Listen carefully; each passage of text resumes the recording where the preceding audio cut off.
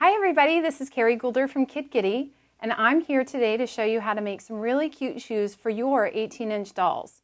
We are going to start by making some slip-on shoes just like these, and they're actually reversible. You're going to need two different pieces of fabric, the outer and the lining, as well as some clipping shears and some pins. You're going to need to place your fabric in a specific way so that the shoes and the fabric stretch just right.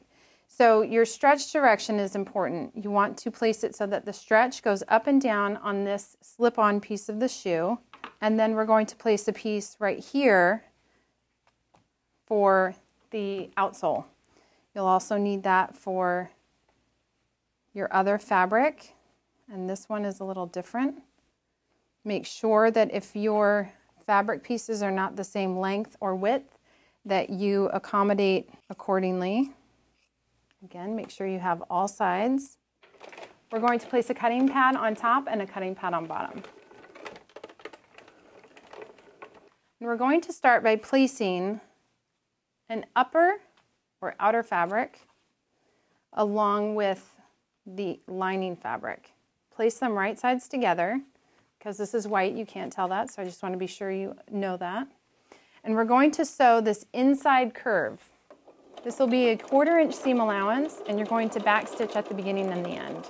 As you go around the curve, just take it slow, and if you need to do 1 or 2 stitches, leave your needle down and pivot. With our inside curve sewn, before we turn it right side out, we need to clip this curve so that it relaxes the fabric and prevents it from bunching too much. You're just going to clip a 1/4 inch straight cut right around the curve. I like to go all the way to the end. You can see the clippings on this side a little bit easier. Once you've finished clipping, you're going to press your seams open, just like that, and you're going to put these two edges together and line up your center seam, pin it in place so it doesn't shift. And now we're going to sew from one corner to the other, straight across. Just going to line up my corners too. Again, 1/4 inch seam allowance and back stitch at the beginning and the end. When you finish sewing the heel, you're going to open up the seams on the heel and put your thumb in there and fold it together. And now we have the outer portion of our slip-on, which will end up being reversible.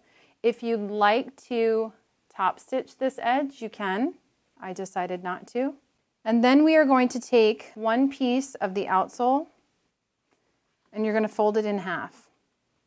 Now this is not exact because you do have, if you look at the piece for the outsole, you do have a bit of a toe box here and you have an outside curve as well as an inside straight edge, but it works for what we're going to do here. We're going to fold this in half just to create a center crease. We're going to put a pin in that. And we're going to put that center crease right down on that center fold and pin it all the way around. Once you have it pinned all the way around, you're going to sew either an inside stitch or an outside stitch just for about 1 inch because this is where you're going to turn it right side out.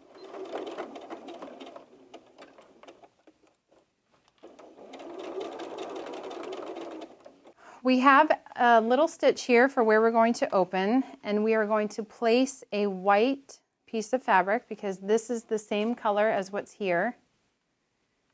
If you are using 2 different prints, just make sure that your prints match. We're going to place a piece right on top and pin it in place. Once you do that, we're going to sew from our stopping point and starting point on the other side. So I'm going to mark that with a pin, just so that I know. Back stitch again at the beginning and the end, and just come around your curves nice and slow. Once you finish sewing all the way around, you need to notch your edge, or you can use pinking shears. I'm just going to notch it real quick, and then we're going to turn it right side out. When you're all finished notching your shoe, you're going to use a turning tube, or you can use some tweezers, and you're going to turn your shoe right side out. Just gently pull it out, wiggle it, whatever you have to do. Okay, so here you can see all that's left is this one little opening. All you have to do is stitch that up with a needle and thread, and you have a very cute reversible shoe. You can make as many shoes as you like, little slip-ons, little slippers.